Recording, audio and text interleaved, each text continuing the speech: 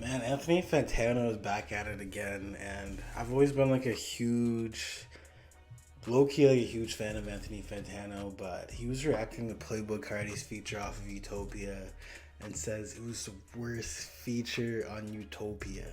And I don't really know if I agree with Anthony Fantano on it because the track Fiend, just the instrumental and the vibe was just so fire. Like, it was actually so good. And I do kind of see like if I'm being like realistic, it's like Playboy Cardi's feature was definitely fire. You know what I mean? Like the low voice Playboy Cardi, but substance wise and even just his pocket was just kind of very empty. I think the whole lure of Playboy Cardi and just his whole persona got everybody overhyped on the feature. And for me personally, I was playing along with that. You can call me NBC, whatever, but like just kind of leading up to Playboi Carti changing his whole style to having like a deep voice, kind of like future vocals. Definitely caught me off guard when I was listening to it because when I did the first reaction to the project, I was literally just driving around because I can't fully do like a reaction video or like a full reaction video stream yet of listening to projects. So I was just like straight up just driving in the car, just driving around my city listening to the feature or to the project Utopia. And when Playboy Cardi's feature came on, I'm like, yo, is that Homicide Gay? Is that like Bino? And then I was like, wait, is that Ken Carson? And I'm like, no, that's definitely Playboy Cardi. But I definitely do understand Anthony Fantano's perspective that it was probably overrated. It was definitely more of a lure of a different style of Playboy Cardi, and he was just like not impressed by it. But yeah, the more I think about it, it's just such a fire feature with a deep voice and just Playboy Cardi's persona definitely makes me buy into the feature a lot harder. I did hear the version with Sheck West, and the Sheck West version.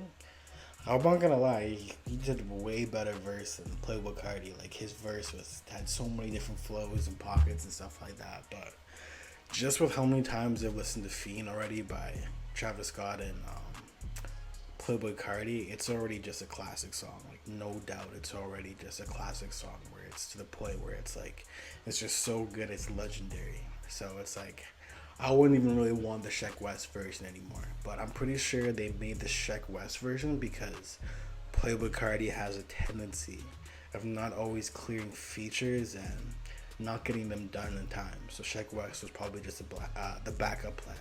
So they had Playboi Carti come in late and just kill his feature. Because I don't know if you guys remember the whole not endless fashion. It was Spin Again and Suicide Doors off of the Pink Tape. Playboi Carti was supposed to be on both of those tracks. He didn't end up making the track list because he didn't finish the verse in time. And Little Uzi Vert was like, yo, I'm not going to push back the project again. You know what I mean? But yeah, that Fiend feature was pretty good. I respect Anthony Fantano's opinion on that because it's just his own opinion. And I don't know, he's been on a huge wreck recently. Anthony Fantano just getting so much hate from the underground, including he ranked, what was it? I think he ranked Ken Carson's X album like a 0 out of 10, and then he gave No Stylist like a 1 out of 10, and then he gave If Looks to Kill like a 2 out of 10.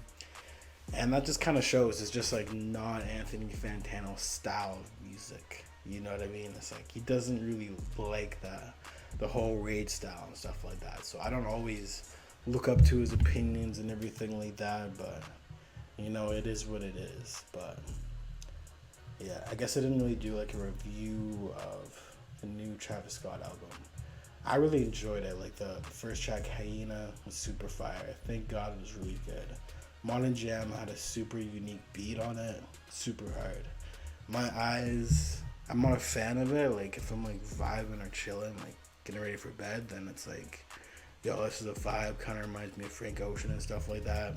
God's Country, pretty fire. Sirens, probably one of my favorites on here. Just the instrumental and the atmosphere of it. Meltdown featuring Drake, super good. Fiend, one of my favorite Playboi Carti. The Resto Echoes with Beyonce, that one was pretty cool. It's a skip most of the time, but like if I'm just driving and this comes on, I like it.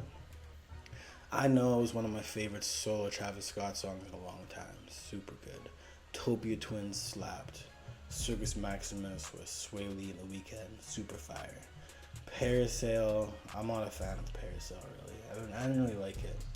Schizo was really good. That one had Young Thug on it. Lost Forever was cool. That one was featuring West Side Gun. I like that one. And then Love was definitely just like a rip off of Kanye West, but I definitely liked it.